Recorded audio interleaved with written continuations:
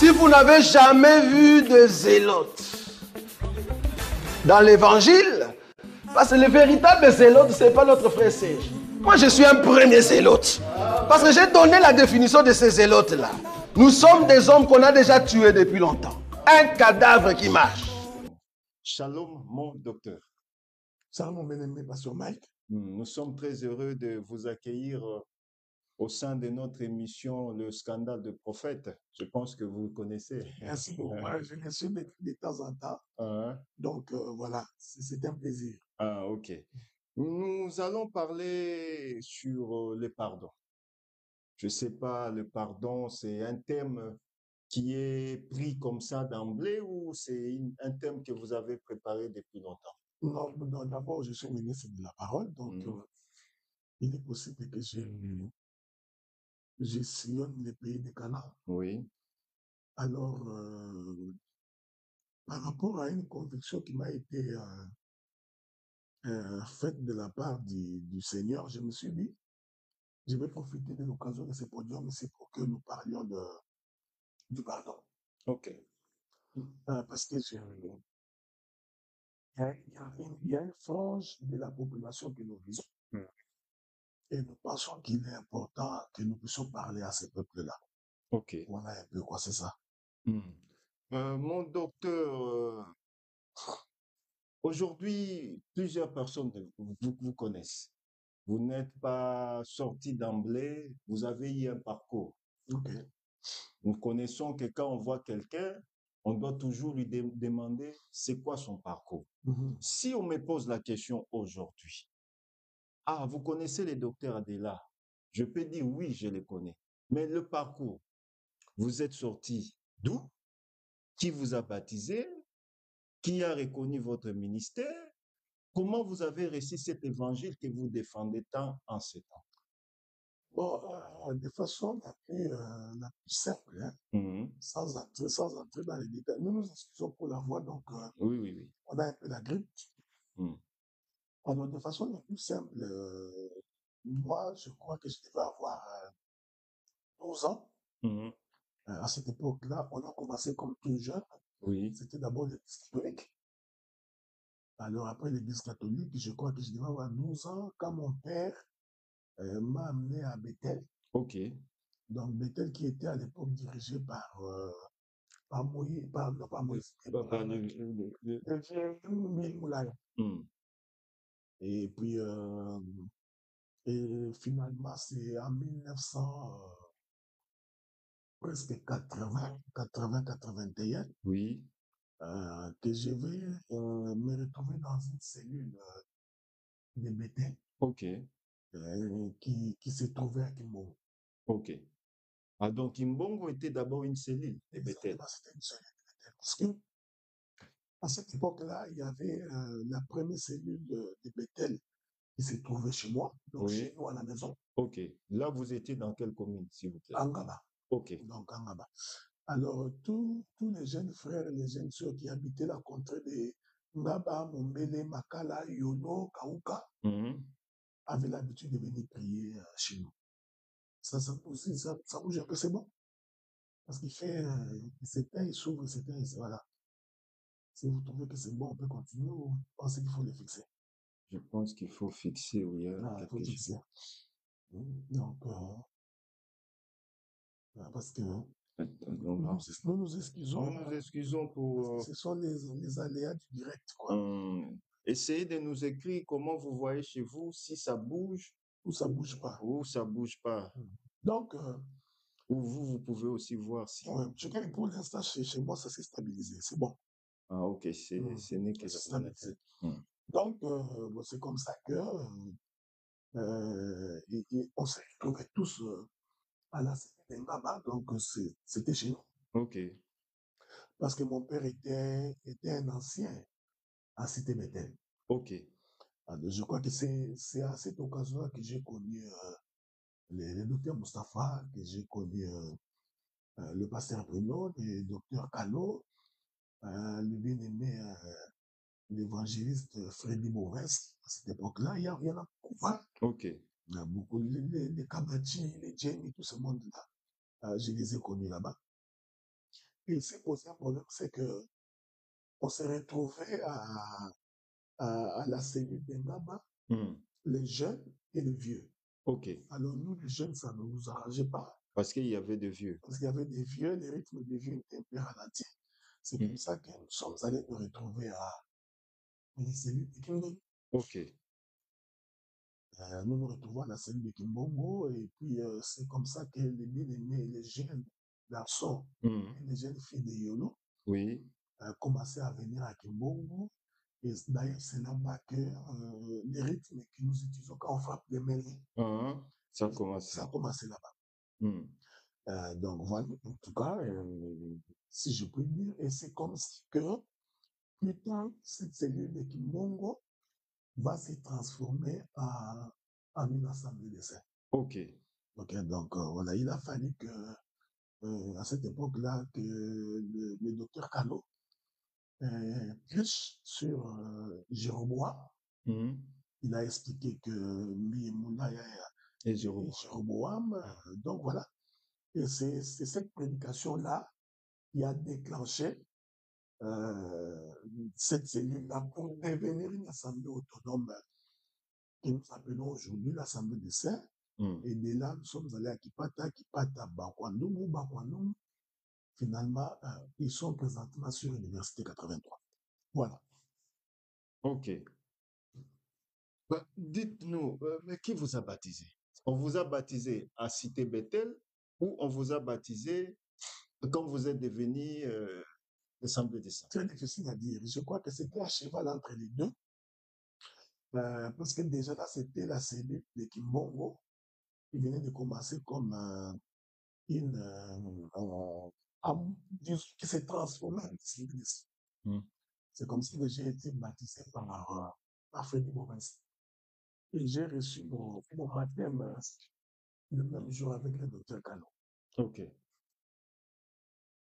Et donc, vous avez encore votre baptême de Cité Bethel? Mais oui, j'ai reçu le baptême. Je ne sais pas qu'est-ce que vous appelez baptême de Cité Bethel. Je crois que là encore, c'était sur un problème. Oui, on va en parler sur les baptêmes. Mais moi, je vous pose juste des questions que les bien-aimés aussi peuvent poser chez eux à la maison. J'anticipe. Ouais. Reçu l'enseignement sur la divinité de Jésus. Qui vous a baptisé? C'est l'évangéliste, c'est Freddy Bovens. Ok. Présentement, il est où? Il est mort. Ok. Okay. Donc, les gens qui étaient avec nous à Kimbongo, ils doivent le connaître. Pour la génération qui est venue après. Oui, parce que... Les Kiala, les Moubenga sont venus après. Donc, la première génération, les Kalo, les Willy Bodika qui se trouvent à Bordeaux présentement là. D'ailleurs, on l'appelait l'homme de la rigueur à l'époque. On l'appelait à la fois évangéliste et apôtre parce que c'était un homme rigoureux. Donc, c'est cet homme-là qui m'a baptisé. Donc, on comprend.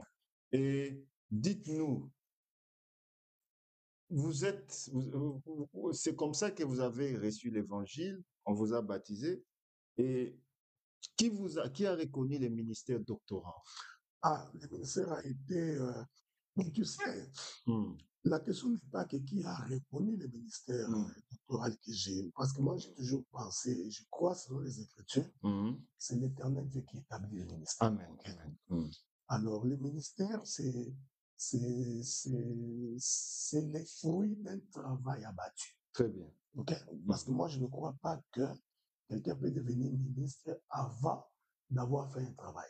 Ok. Donc, c'est lorsque l'on fait le travail et que c'est sur base de ce travail-là, c'était les apôtres, parce que ça, c'était notre cas.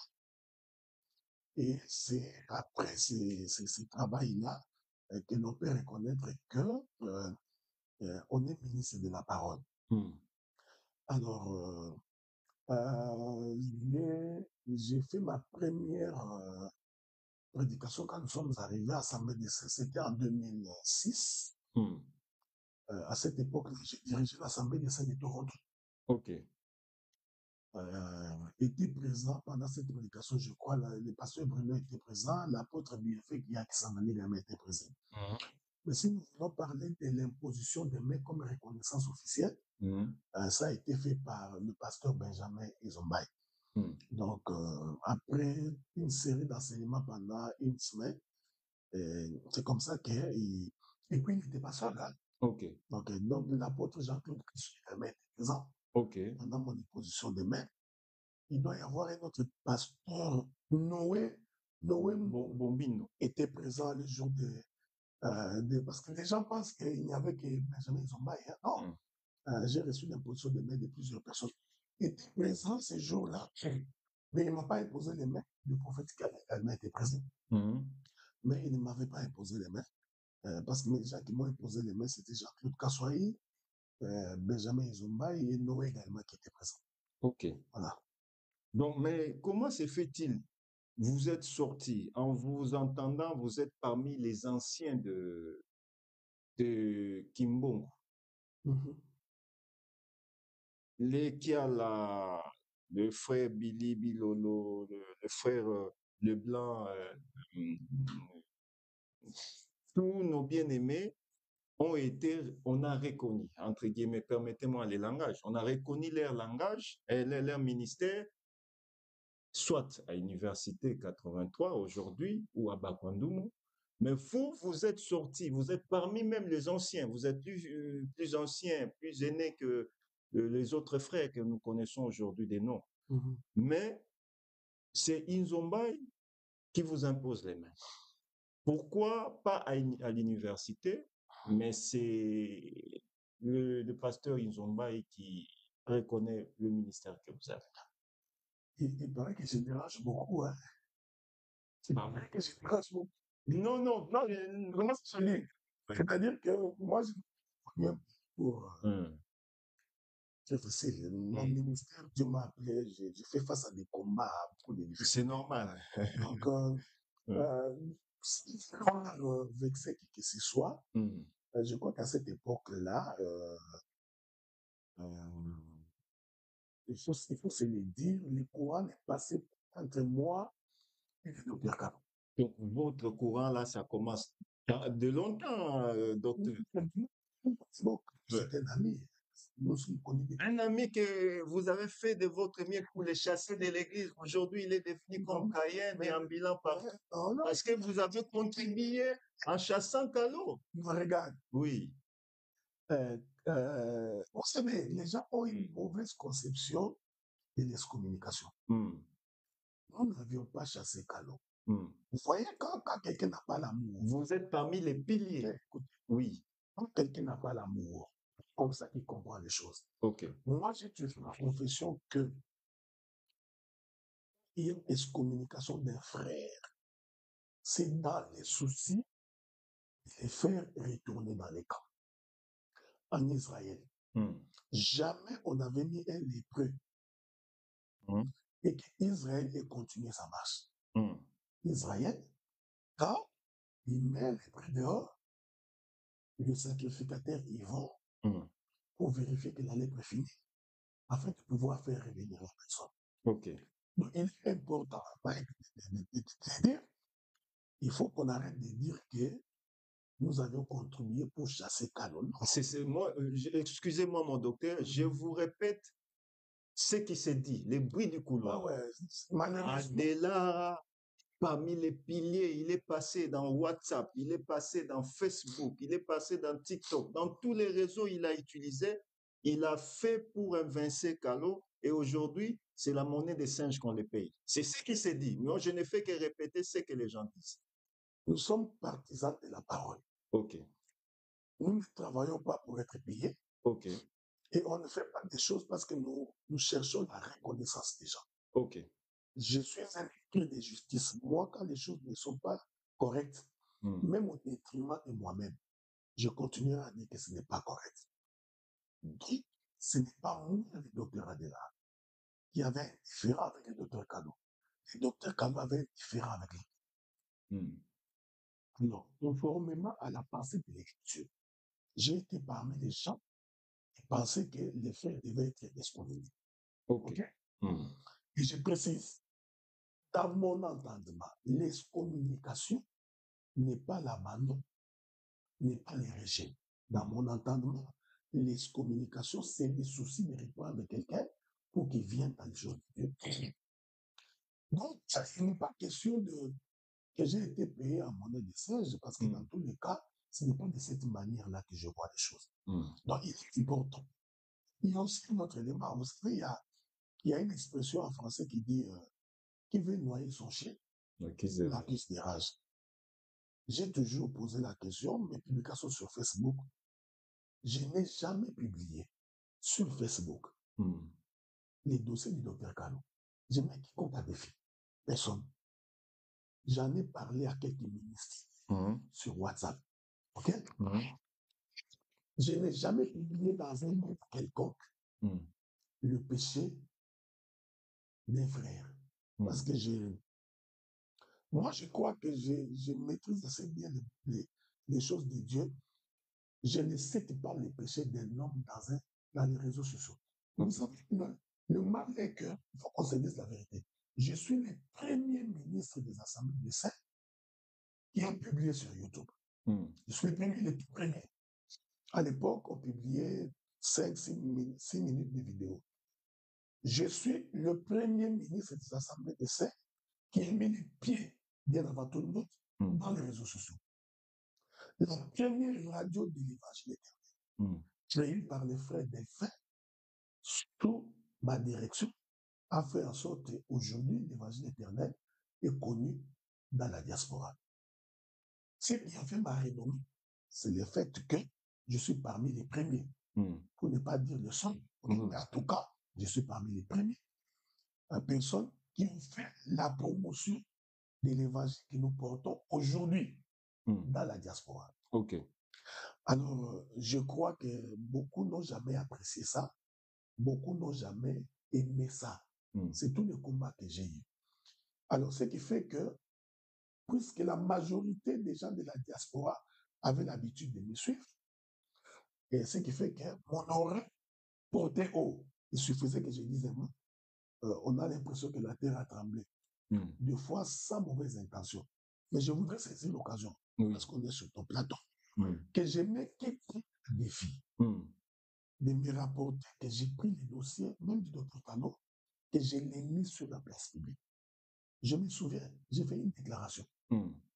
Dans ma déclaration, j'ai dit ceci.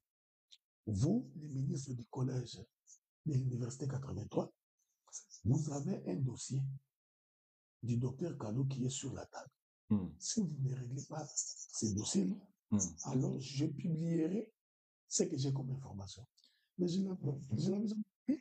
Je m'excuse. Donc maintenant, les gens qui veulent me noyer, donc saisissent l'occasion pour dire qu'ils les racontent pas.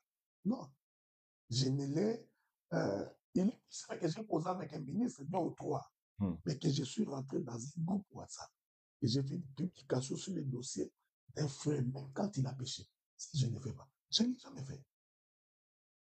Merci, merci mon docteur. On ne va pas s'éterniser dans la chose, mais j'ai encore une petite question. Fond des diamants, c'est qui la personne qui se cache derrière le fond des diamants? C'est mon épouse. OK. J'ai une question par rapport à la chose. Fond des diamants, on dit que, c'est le bruit du couloir, que le docteur Adela aime plus le fond des diamants que la doctrine. Bon, vous savez... Vous placez le fond des diamants, votre épouse, plus haut et vous abandonnez la doctrine. Vous savez, je vais vous dire une chose. Les gens qui sont mal mariés, les gens qui sont mal mariés ont tendance à croire de cette manière-là. Mais si vous me posez la question si j'aime ma femme, je vous dirais que j'aime ma femme. OK. OK? Donc, je ne passe pas par deux chemins. Après Dieu, c'est ma femme que j'aime.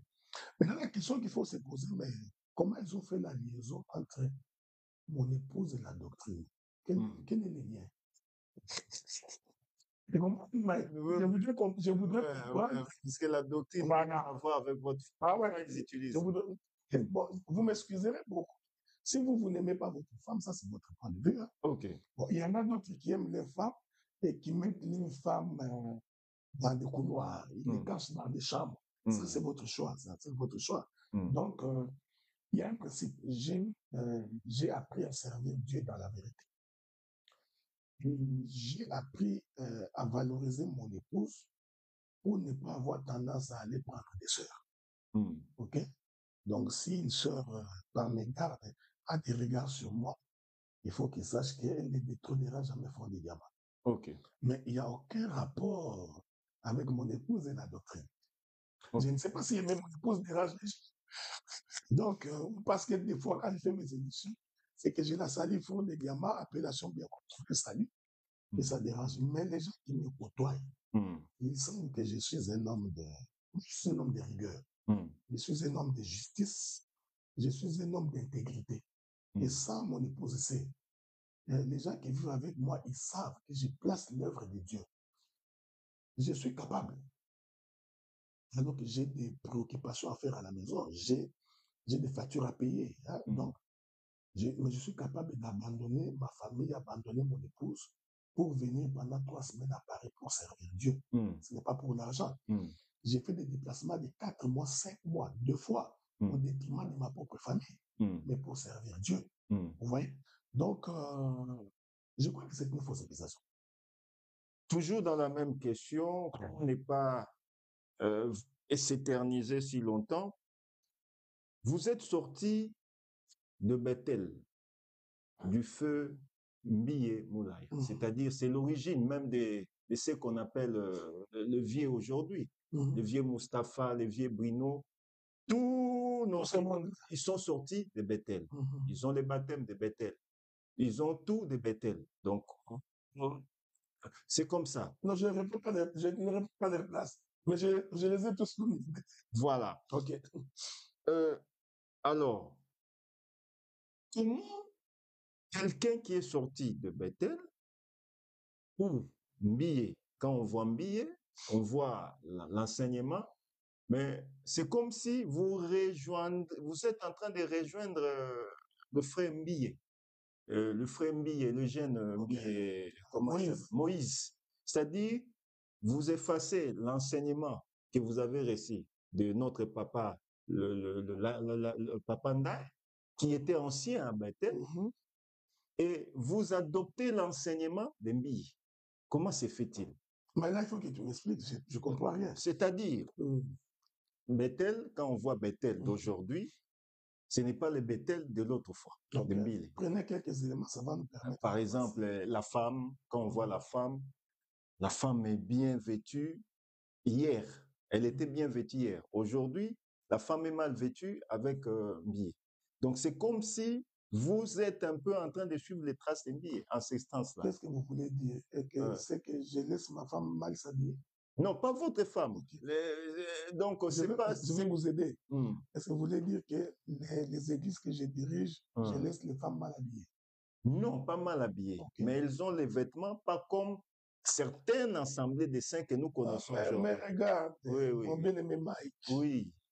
Il faut combattre la pauvreté. OK? Il n'est pas dit parce que nous prions Dieu que nous devons être mal vêtus. Qu'on se le dise entre nous. Qui vous dit que les sœurs qui sont dans les différentes assemblées des saints se réjouissent de la manière dont elles sont habillées? Ça, il faut qu'ils se disent la vérité. OK? Donc, s'habiller décemment avec pudeur et modestie ne veut pas dire s'habiller mal. OK. Tu comprends ce que je dis? Je comprends. Il faut se le dire. C'est-à-dire que ce sont des éléments que nous, pas moi seul, que nous sommes en train de remettre pour une sœur doit s'habiller comme une sœur je m'excuse, de Pévalon ou de Bins. Pourquoi? Pourquoi les sœurs de là où nous sommes sortis n'ont pas un mot à dire dans les choses de Dieu? Vous savez, nous sommes devenus des religieux. Je pose plusieurs questions. Pourquoi dans une interview comme celle-ci, prenons l'exemple que vous étiez en train d'interviewer une sœur, pourquoi il doit être voilé? C'est pas l'église. Oui. Quand ils font des clips, pourquoi ils sont voilés? Nous posons des questions de fond. Voilà pourquoi j'ai toujours dit, les gens qui prétendent défendre la doctrine ne maîtrisent pas la Bible. Mais il faut chercher les débats. Appelez-les, faire les débats. Vous débattez. Mais vous savez que moi, je me fais les débats. Tout le monde sait que j'aime les débats, mais le comble, c'est que des fois, quand on demande les débats, les gens fuient. Ils préfèrent parler derrière moi. Alors moi, je suis tout à fait disposé Regardez s'il pouvait y avoir des conventions. Mais ce sont des choses à inscrire à l'ordre du jour pour que nous puissions en être. C'est très important. Quand on n'inscrit pas des questions de différence dans l'ordre du jour et que l'on prenne, il y a certains qui prétendent qu'ils maîtrisent la doctrine mieux que les autres. Mais la doctrine, ce n'est pas seulement la femme. La doctrine, c'est aussi la vie de la sainteté. Vous avez des prédicateurs qui sont dans la fraude, des prédicateurs qui couchent avec les femmes dans des églises, des prédicateurs qui sont malhonnêtes, des prédicateurs qui insultent, des prédicateurs qui injurient, qui sont impolis, mais hypocrites. Qu'on se le dise entre nous, qui est plus doctrinaire que l'autre. Je vous pose une question. Une sœur, c'est un exemple que je prends, une sœur qui ne sait pas voiler pendant qu'ils font des clips, et une sœur qui est voilée pendant qu'on fait des clips. Mais la non-voilée n'est pas impudique, la voilée est impudique. Qui est plus doctrinaire? Il faudrait à un moment donné de croire que la doctrine veut dire la femme. Vous voyez? On nous a fait croire que quand on parle de la doctrine, on ne parle que de la femme. Vous voyez des gens qui font la promotion. Il n'est pas que la femme soit soumise. Mais l'Écriture qui dit, Marie, aimez vos femmes. Prenez soin de vos femmes. Comme Christ a pris soin de l'Église. Qui s'est donné lui-même pour son Église. Bon, tu vois pourquoi j'aime pour des diamants. C'est une doctrine. Mais pourquoi la doctrine pour vous, pas toi personnellement, pour nous, ne doit se résumer que dans la femme. Nous avons des ministres de Dieu qui s'habillent avec des montres en or, des boutons manchettes en or. Ça, la doctrine ne les concerne pas. Nous avons des ministres aujourd'hui qui s'habillent comme vous fallait pas. Bon, permettez l'expression. Je vais dire ça. Ah oui. Tu peux t'habiller en griffe, moins que ça. Donc, en tant que pasteur Mike, nous avions très mal présenté la doctrine. C'est comme ça que tu vois les mêmes prédicateurs qui disent défendre la doctrine, quand ils voient une sœur bien habillée, qui semble un peu avoir d'argent, ils vont commencer à courir. Jézabel. Ils vont demander les jeter ça. Mais ils sont en train de courir derrière pour demander l'argent. Ils insultent Jézabel à la chair, mais derrière, ils vont prendre l'argent. Ouais. Moi, ce que j'ai refusé avoir dans l'église des sœurs qui paraissent minables. Okay. Bon, je crois que le Seigneur nous a bénis. Le Seigneur a fait de nous des grandes personnes. Il nous a tirés dans la boue. Nous demandons tout simplement que les frères et les sœurs s'habillent avec décence, pudeur et modestie. Il faut aimer l'excellence. OK? Je vais prendre un exemple. Je ne peux pas, parce que ça, c'est être minable. Je sors comme ça, je m'en vais pour faire un séminaire, par exemple, à Dijon, que je sois logé dans la maison des frères. Tu comprends ce que je dis? Je comprends. Donc, ça, c'est une vision de quelqu'un qui est limité, qui est plongé dans l'esprit de pauvreté. Donc, je me prends en tant que ministre de la parole, quelqu'un que Dieu a élevé, débarque. J'ai un frère, commence à demander des photos chaque jour à sa femme. Donc, c'est que, je ne sais pas si déjà compris. C'est pourquoi des fois, ils envient les autres. Nous faisons de notre mieux pour que nos sœurs s'habillent, d'essence, pudeur. Quand vous regardez, vous voyez que cette sœur est contente, elle est joyeuse, elle est heureuse. Mais pas déjà, tu rentres dans l'église, tu as l'impression que toutes les sœurs sont malades ici, ils n'ont pas l'argent. Donc c'est ça, donc là, merci mon docteur. Pour ne pas s'éterniser toujours dans le parcours, il y a beaucoup de ministres qui descendent du Canada. Okay.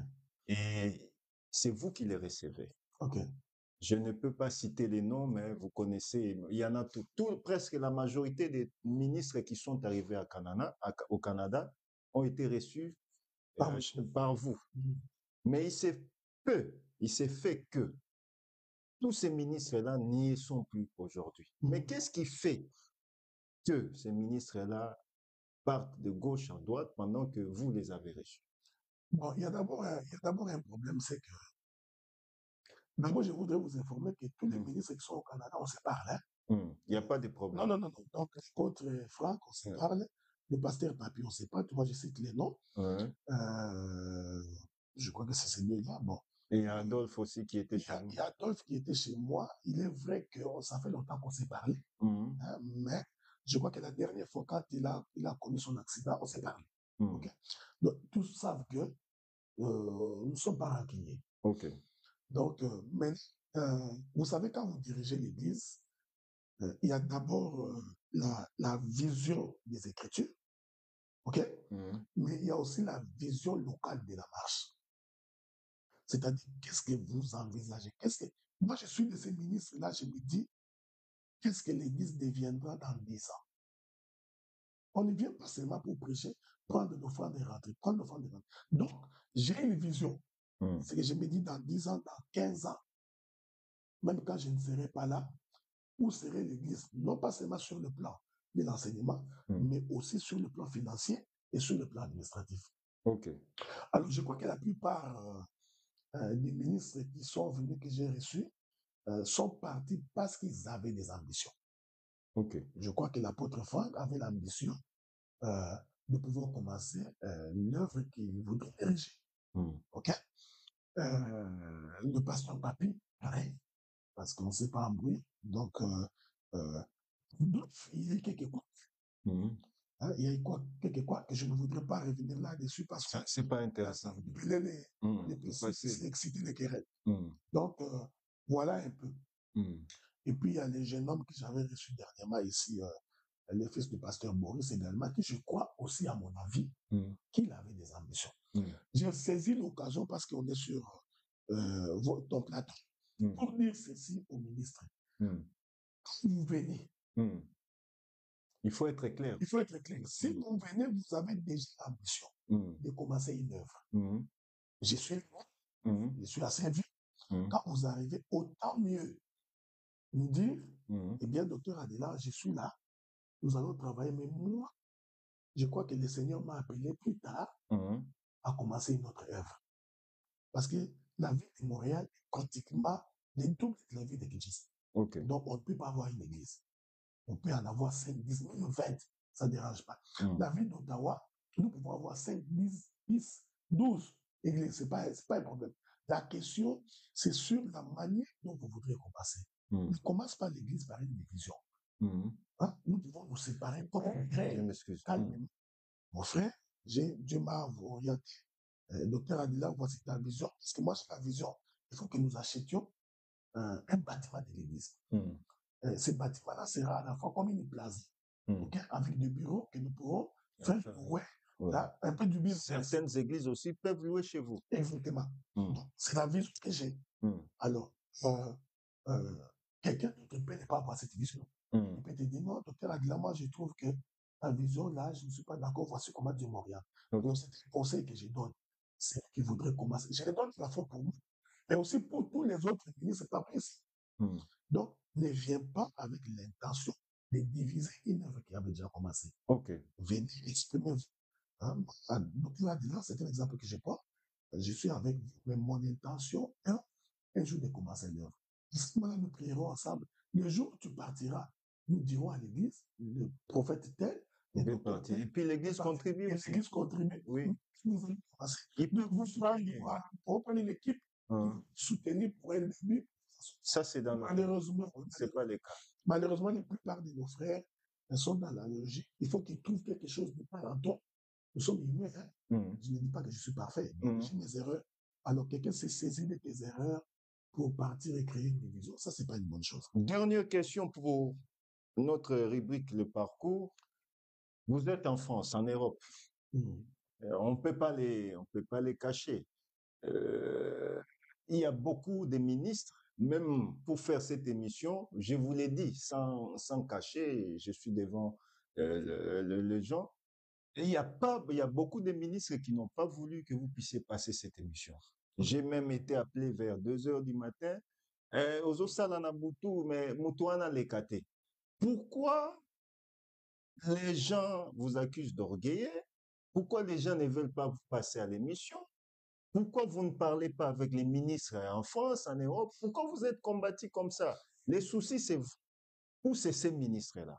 Non, mais moi, je ne regarde pas dans la scène voisin. OK? Il n'a pas regardé l'offrande de Caïn. Parce qu'Abel savait que Dieu l'a agréé. C'est plutôt Caïn. Si Dieu ne l'avait pas agréé, a jeté les regards sur l'offrande d'Abel. Moi, j'ai une confession que c'est lui qui a Dieu. Ne regarde pas la scène de lui. Depuis que j'ai commencé le ministère, je ne fais pas de remarques sur les églises des autres ministres. Je ne viens pas. Ah, docteur, excusez-moi, Non, je vous donne la puce à l'oreille. Okay. Vous retournez un peu dans votre chemin. Tournez caméra. La Kisara caméra d'Ibosso. Oui, c'est vous qui avez commencé ça. Ouais. Bah, regarde, non, ce que je voudrais dire, c'est je vais rentrer dans le contexte de ce que j'ai dit là. Oui. Ça posait des problèmes jusqu'à aujourd'hui. Mais regardez, on m'a même cité ça. Regardez. Moi, quand j'ai commencé à prêcher, j'ai prêché dans les réseaux sociaux. Je n'avais pas d'église locale. Mais les mêmes personnes qui parlent aujourd'hui, ce qu'ils disaient, Adela, c'est un ministre des réseaux sociaux. Il n'a pas d'église. Ils m'ont insulté. OK? Bon, maintenant que Dieu nous a fait grâce, parce que sans risque d'être contredit, nous avons une église à Ottawa de plus de 100 membres, une église à Montréal de plus de 160 membres. Et je crois que le Seigneur est dans. Nous sommes capables d'aller jusqu'à 600-700 personnes. Je crois cela par la foi. Maintenant, Dieu nous a fait grâce. J'ai entendu ça. C'est ce que j'ai entendu. Mais c'est parce que les gens pensent que si tu prospères, il faut nécessairement. Oui, les gens sont dans la médiocrité. Et les gens sont en train de croire. Je vais dire une chose ici en passant. Mais pasteur Maï, conduire le peuple, ce n'est pas seulement prêcher. Conduire le peuple, c'est aussi la manière de vivre, la manière d'être avec les gens. Ces choses-là, je les ai capitalisées. En plus, moi, j'ai tendance à suivre les grâces. Moi, il y a des prédicateurs que j'apprécie, que je suis, et que j'ai copié les modèles. Et quand j'ai copié, je sais l'adapter. Ceux qui m'ont suivi quand j'ai prêché il y a 10 ans, 6 ans passés, ils vous diront que le docteur Aga ne prêche pas de la même manière. Parce que j'ai compris que nous étions beaucoup restés dans les interprétations. Nous avions négligé la partie évangélique. Puissance. Je me suis inspiré des gens. Je me suis inspiré des autres. Je me suis inspiré des autres. C'est les gens qui m'ont inspiré. Oui. Et cette inspiration, je suis en train de la communiquer aux autres ministres avec qui nous sommes au Canada. Une question que je me suis toujours posée. Pourquoi j'ai un des combats? Pourquoi je suis le seul ministre dans la diaspora qui a autant de combats? Et je vous réponds parce qu'ils m'ont répondu à la question en disant que doctrine. Problème d'Abissona Adela, c'est doctrine. Non, mais regardez. Mais si je ne suis pas dans la doctrine, alors je disparaîtrai. Il ne va pas s'inquiéter. Voici le problème. Non, la question n'est pas la doctrine. La question, c'est qu'ils sont incapables de défendre ce qu'ils disent. La question est la doctrine. J'ai 2 points. Est-ce que c'est 2 points? Oui. J'ai 2 points qui m'opposent à plusieurs ministres. Je vais voir de quoi je les dis. Le premier point pour lequel je m'oppose à beaucoup de ministres, c'est les bijoux. OK? OK. Donc, le deuxième point, c'est les pantalons. Et la femme ne peut pas porter un pantalon. Ce sont les seuls points. Donc, venons, discutons. Le jour que les gens écoutent. Tout ce qui s'est dit après là, c'est faux et archi faux. Moi, je n'aime pas indexer les gens. Hein. C'est pas important parce qu'il y a des gens ici, des fois, qui défendent que la femme ne peut pas porter ça, mais il y a les femmes qui portent ça. OK? Donc, si je fais ça, ce serait pas gentil. C'est comme si je viens défendre ma cause et puis je révèle les secrets des autres.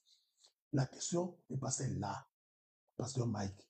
La question n'est pas la doctrine. La question, c'est que beaucoup de ministres sont jaloux. OK? Beaucoup de... Moi, je ne suis pas étonné. Je ne vais pas dire ça, c'est pas gentil, mais je crois sincèrement que beaucoup trouvent que j'ai fait des trop. Ils trouvent que je suis encombrant. Beaucoup trouvent que je suis envahissant. Alors, moi, j'ai la confession que celui qui a la grâce de Dieu n'a pas pitié. Qui est notre ministre envahissant. Côté de lui. Ok. Donc, et puis spécialement, ce sont vos collègues de l'Europe qui me posent ces questions. Pas tous. Certains. Certains, mais. Et puis, j'ai toujours dit que reste pas que moi, je ne prends pas les sœurs de l'église, je couche avec. S'ils m'attrapaient un jour comme ça, on va me tuer. Ouais.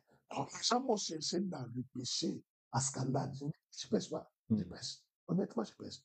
Ils m'ont cherché dans les péchés à scandale. Ils ont trouvé quelque chose. OK? Non. J'ai demandé qu'ils viennent m'affronter sur les questions dont j'ai soulevé. Beaucoup ne veulent pas. Si vous m'affrontez, Mike, et que nous ne nous mettons pas d'accord, ce n'est pas une raison pour se séparer. Parce que j'ai dit, les points sur lesquels vous ne vous êtes pas mis d'accord, mettez-les à côté, c'est pour vous éclairer. Vous comprenez ce que je dis? Très bien. C'est un faux problème. Le problème, c'est que je suis envahissant. Ce n'est pas moi qui suis envahissant. C'est la grâce que Dieu m'a faite qui fait en sorte que je suis ce que je suis. Je n'ai pas demandé à être ce que je suis. Donc, j'ai ma manière de présenter l'évangile. Dieu nous a fait grâce que je suis invité aussi beaucoup plus facilement. Je suis écouté aussi plus facilement. Ce n'est pas moi qui l'ai voulu. C'est Dieu qui a voulu ainsi. Mais soyez reconnaissez que votre frère a quelque chose. Moi, j'ai des ministres pour lesquels je reconnais qu'ils sont grands.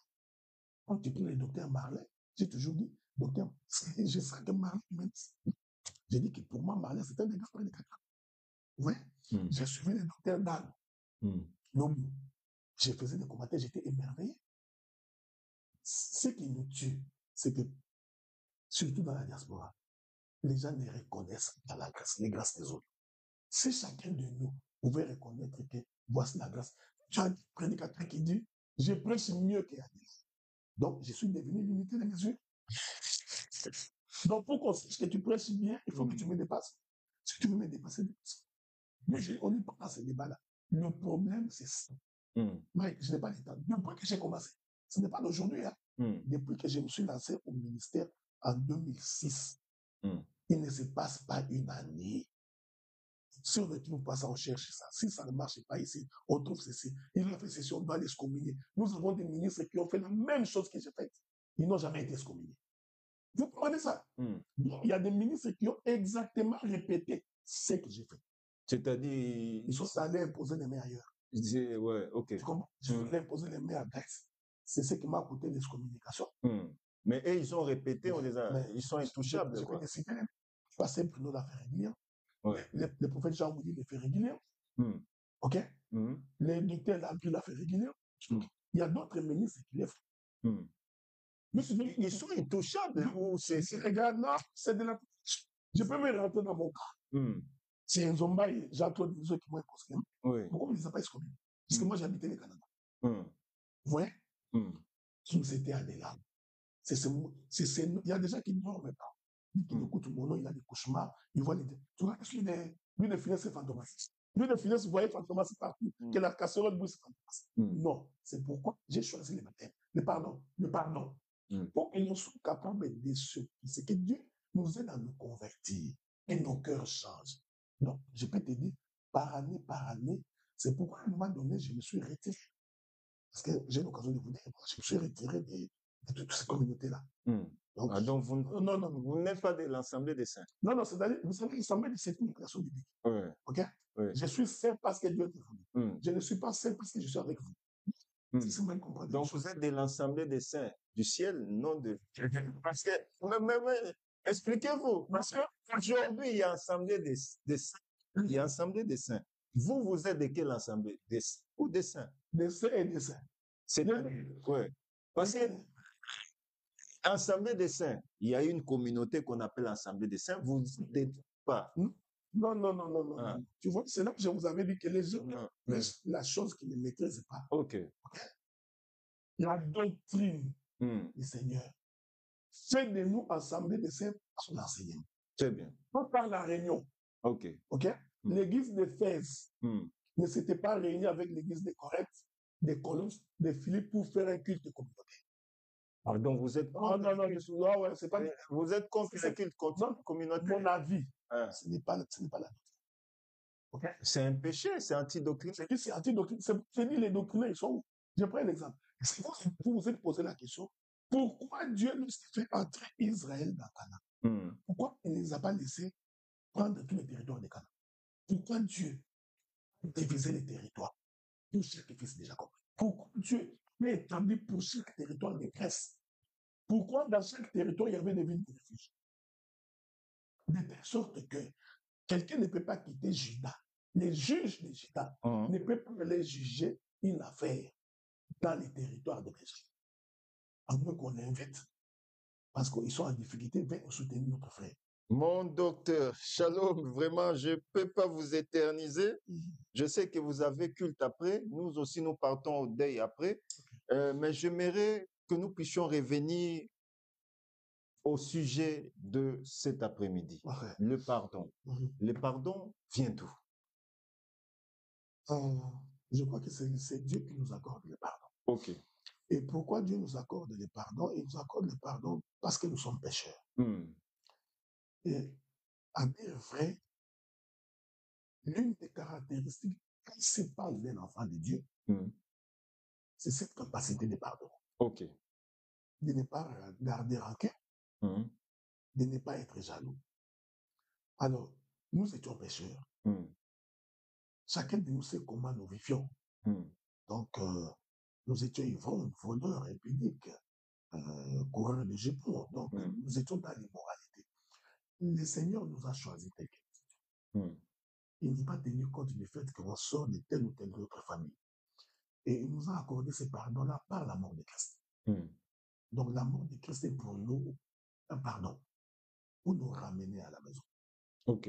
Et le regard de Dieu vers nous est un regard compatissant. Alors, c'est pourquoi j'ai saisi l'occasion pendant que nous sommes pour dire à nos frères et à nos sœurs, tous les gens qui nous suivent, de comprendre que quels que soient les péchés que tu as commis, quelle que soit l'erreur que tu as commise, même si tu as avorté, même si tu as volé, même si tu as tué quelqu'un, je voudrais te dire aujourd'hui que le pardon de Jésus est disponible. Il suffit de croire à la parole, de confesser son péché, de prendre la décision d'abandonner avec l'aide du Saint-Esprit. L'Éternel t'accueillera dans sa maison. Donc, pour moi, le pardon, il y a des familles qui sont divisées parce qu'ils se sont gardés rancune mutuellement. Il y a des frères qui ne parlent pas à leurs soeurs, des soeurs qui ne parlent pas à leur mère, des mamans qui ne parlent pas à leur mari. Ces choses-là est un frein que Dieu écoute vos prières.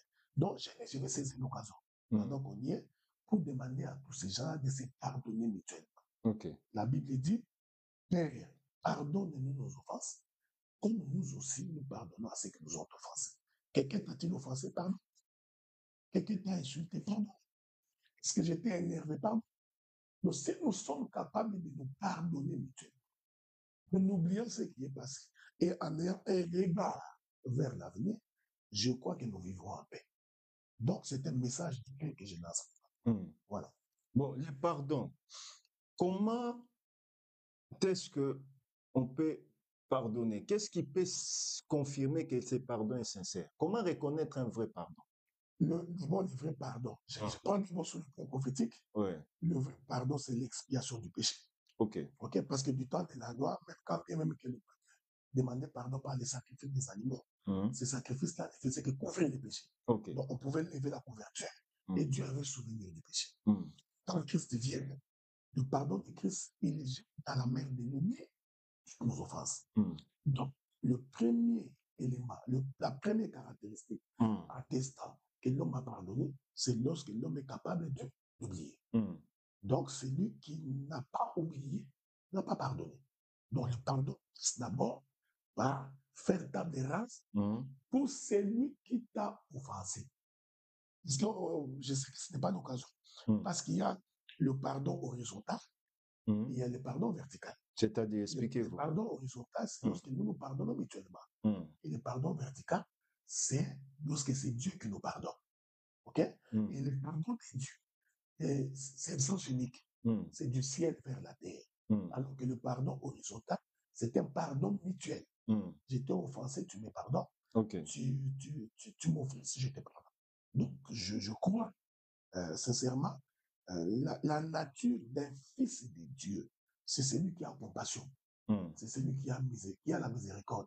Souvenez-vous, lorsque l'homme qui a été frappé à demi-mort, partant de Jérusalem vers Jéricho, et que les sacrificateurs viennent, ils passent outre, les Lévites passent outre, mais quand le Samaritain est arrivé, l'Écriture dit, il a eu compassion. Quand il a eu compassion, il est descendu de sa monture. Le pardon, c'est la compassion, la capacité de celui qui est sur la monture de descendre. Qu'est-ce que je voudrais dire? Toi qui crois être debout, le pardon t'oblige de descendre de ta monture, de venir vers celui qui en a besoin. Celui qui est dans les mains, pour que tu puisses les relever. Donc, et ensuite, donner à cet homme-là qui a été battu à demi-mort les éléments qui peuvent lui permettre de se relever, bander les plaies, apporter de l'huile pour que la personne se relève. Vous me faites du mal. C'est vous qui devez venir vers moi ou c'est moi qui devais venir vers vous? Ça dépend. Si vous vous sentez offensé, vous pouvez me le dire. Vous savez, des fois, je peux commettre un acte sans me rendre compte que je vous ai offensé. OK? Alors, si vous me dites que ce que vous avez fait m'a offensé, j'ai l'obligation de te demander pardon. Même si j'ai raison. C'est ce que l'Écriture dit. Ce qui nous ont offensés.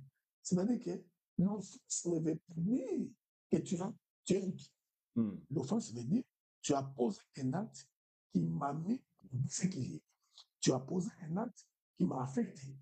Donc, quand tu te dis, pasteur Mike, ce que tu as fait là, je n'ai pas aimé. C'est moi qui suis offensé. Et le fait que je suis offensé, toi, tu as l'obligation de me dire, en tout cas, pardonne-moi parce que j'ai été offensé. Et à ce stade, je ne peux que te dire, merci de m'avoir pardonné, on oublie l'histoire. C'est ce qui devrait se passer. Combien de fois peut-on pardonner quelqu'un? Autant de fois qu'on peut pardonner quelqu'un. Mais si c'est le cas, il y a des ministres qui ont péché, vous les avez excommuniés, ils ont demandé pardon, vous les avez pas pardonné. Non, c'est parce que les gens n'ont pas lancé. Quelqu'un qui demande pardon, il y a une chose que les gens ne comprennent pas.